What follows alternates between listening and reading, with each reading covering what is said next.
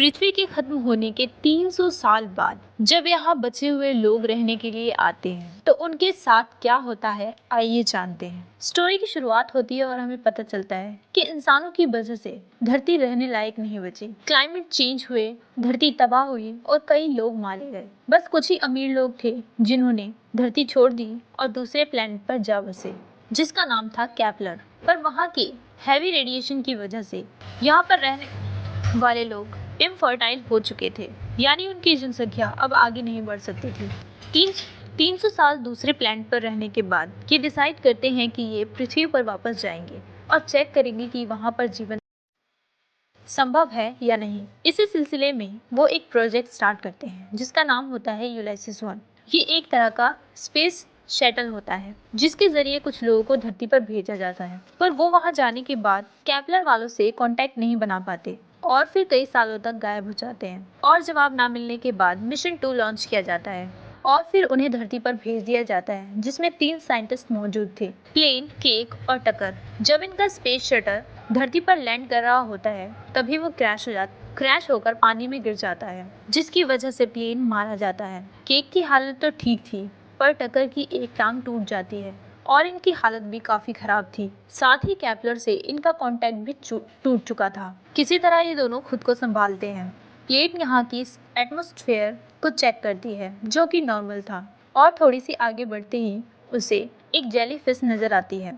जब वो उसका सैंपल ले रही होती है तो वो जेलीफिश उसे काट लेती है और वहाँ चारों तरफ धुंध जैसा छा जाता है। यहाँ पर धुंध बढ़ती ही जाती है। टगर प्लेट से कांटेक्ट करने काफी कोशिश करता है। प्लेग उसे देख लेती है, पर वहाँ पर उसके अलावा कोई और भी था जो टकर पर हमला कर देता है और फिर उसे अपने साथ लेकर चला जाता है। और इसी तरह वो प्लेग को भी पकड़ लेते हैं और दोनों को पिंजरे में कैद कर देते हैं। प्लेग देखती है कि टकर की हालत काफी खराब थी, उसका खून काफी बह चुका था, जिसके लिए प्लेग उनसे हेल्प मांगती है तो वो उसे बाहर निकाल लेते हैं। पर वो उससे कांटेक्ट नहीं कर सकती थी क्योंकि उनकी लैंग्वेज बिल्कुल ही अलग थी।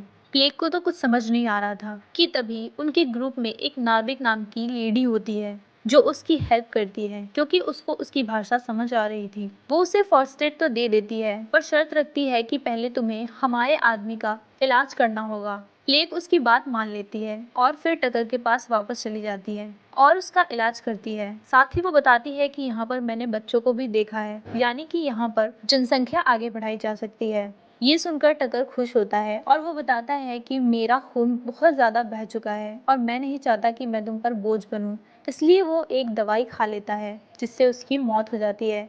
यहाँ पर हमें पता चलता है कि पहले वाले मिशन में टकर के फादर भी आए थे जो कि वापस नहीं लौट पाए, और उन्हीं से मिलने के लिए, उन्हीं को ढूंढने के लिए आखिरी उम्मीद बनकर टकर यहाँ पर आया था। उसकी ये आस अधूरी रह गई। ये देखकर प्लेग को काफी दुख होता है और वो अपने फादर को याद करने लगती है कि तभी कुछ बच्चे आते हैं जो उसे परेशान कर रहे होते हैं उसके ऊपर पानी फेंककर। उसमें एक बच्ची होती है मेला, जो कि प्लेग से बात करना चाहती थी पर वो उसकी लैंग्वेज नहीं जानती थी। प्लेग यहाँ पर ड्राइंग के थ्रू बताती है कि उसे उसका रेड बॉक्स चाहिए।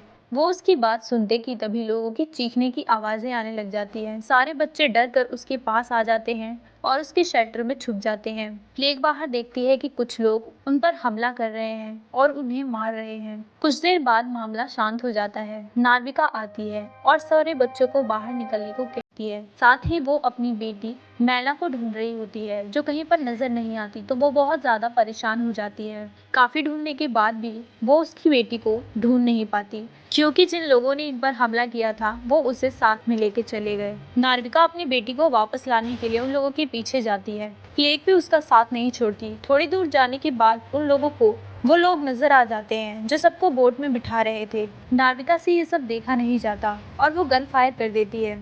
ये लोग पकड़े ना जाए इसलिए प्लेग नार्विका को बेहोश कर देती है और खुद उस बोट में बैठ जाती है। और वो देखती है कि ये लोग पकड़े हुए लोगों को एक शिप में ट्रांसफर कर रहे हैं।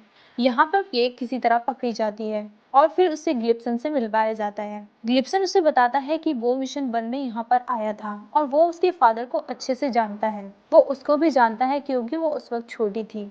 यहाँ पर ग्लिप्सन प्लेग से उसके साथियों के बारे में पूछता है और उसे जानकर दुख होता है कि उसके साथी तो मारे गए और उनका स्पेसक्राफ्ट भी बुरी तरह से डैमेज हो चुका है। प्लेग उससे अपना रेड बॉक्स मांगती है जो कि उसके आदमियों के पास था।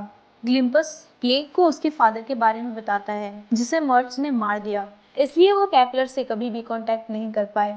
यहाँ पर प्लेग बहुत से बच्चों को देखती है जिनकी प्रॉपर क्लास चलाई जा रही थी और उन्हें कैपलर के बारे में बताया जा रहा था, जिनमें एक बच्चा था नील जो एक पौधे से खेल रहा होता है। प्लेग के उसके पास जाने पर वो अचानक से कहता है कि ये पेड़ एक दिन हमसे भी बड़ा हो जाएगा, और ये बात सुनकर उसे अपने फादर की याद आ जाती है क्योंकि वो भी कुछ इस तरीके की बात कहते थे। प्लेग पूछती है कि तुम्हें ये बात किसने बताई। प्लेग के पूछने पर नील बताता है कि वो यहाँ पर एक आदमी से बात करता है जिन्होंने उसे ये बात बताई, और यहाँ पर प्लेग को पता चलता है कि उसके फादर जिंदा है। ग्लिम्पस भी वहाँ आ जाता है और वो बताता है कि तुम्हारे फादर नहीं चाहते थे कि कैपलर के लोग यहाँ पर आए, इसलिए उन्होंने सारी मशीनों को तोड़ दिया। प्लेग को इस बात पर यकीन नहीं होता और वो अपने फादर से जाकर पूछती है कि आपने ऐसा क्यों किया, जिस पर उसका फादर बताता है कि वो नहीं चाहता कि कैपलर के लोग यहाँ पर आए क्योंकि यहाँ पर मर्स के लोगों का हाल वैसे ही बुरा है। यहाँ पर जीवन इतना आसान नहीं है जितना कि हमें नजर आता है। ये सब सुनने के बाद ग्लिम्पस प्लेग को बताता है कि यहाँ पर एक स्टेशन है जिससे कैपलर पर कांटेक्ट किया जा सकता है। अब रात में जब खाना खा रहे होते हैं तो प्लेग नील की माँ से मिलती है। ये लोग बातें कर रहे होते हैं कि तभी यहाँ पर लाइट्स ऑफ हो जाती है और इन्हें पता चलता है कि मर्ज के लोगों ने यहाँ पर अटैक कर दिया है। यहाँ पर नाविका भी आई हुई थी अपनी बेटी माइला को ढूंढने। ये देखकर प्लेग उसकी हेल्प करती है और उससे उसकी बेटी मिल जाती है, पर तभी ग्लिम्पस उनको पकड़ लेता है। प्लेग उसे काफी समझाने की कोशिश करती है कि वो उसके बच्चों को छोड़ दे, पर वो उसकी बात नहीं मानता और उसे कैपलर से कांटेक्ट करने को कहता है। प्लेग जब अपने रूम में आती है तो वो देखती है कि माइला उसकी अलमारी में छुपी हुई है कि तभी उनका एक आदमी वहां पर आ जाता है, पर प्लेग उसको रास्ते से हटा देती है और माइला को नाविका से मिलाकर बाकी के लोगों को लेकर शिप की तरफ निकल जाती है। वो देखती है कि ग्लिम्पस कैपलर के लोगों से कांटेक्ट करके उन्हें यहाँ पर बुला रहा है, पर प्लेग के फादर नहीं चाहते थे कि कैपलर के लोग यहाँ पर आए क्योंकि अगर वो यहाँ पर आते तो यहाँ के लोगों को वो अपना गुलाम बना लेते और सभी लोगों को शिप में डालकर प्लेग ग्लिम्पस को रोकने के लिए निकल जाती है। वो देखती है कि ग्लिम्पस कैपलर से कांटेक्ट करने की कोशिश कर रहा है तो वो उसे रोकने की कोशिश करती है। यहाँ पर प्लेग को पता चलता है कि नील उसका भाई है। वो कुछ सोचते इससे पहले ग्लिम्पस नील की माँ को मार देता है और प्लेग पर गन पॉइंट कर देता है। यहाँ पर प्लेग को ग्लिम्पस को रोकने का कोई और तरीका नजर नहीं आ रहा था तो वो उसके लेकर समुद्र में कूद जाती है और उसका गला दबा के उसे मार देती है। यहाँ पर प्लेग भी मरने ही वाली होती है कि तभी नाविका उसे बचा लेती है और वो अपने फादर और बाकी के लोगों के साथ शिप में वापस आ जाती है। यहाँ पर प्लेग नील से कहती है कि इंतज़ार करो, कैपलर से बहुत सारे लोग यहाँ पर आने वाले हैं, और इसी के साथ ये स्टोरी ख़त्म हो जाती है।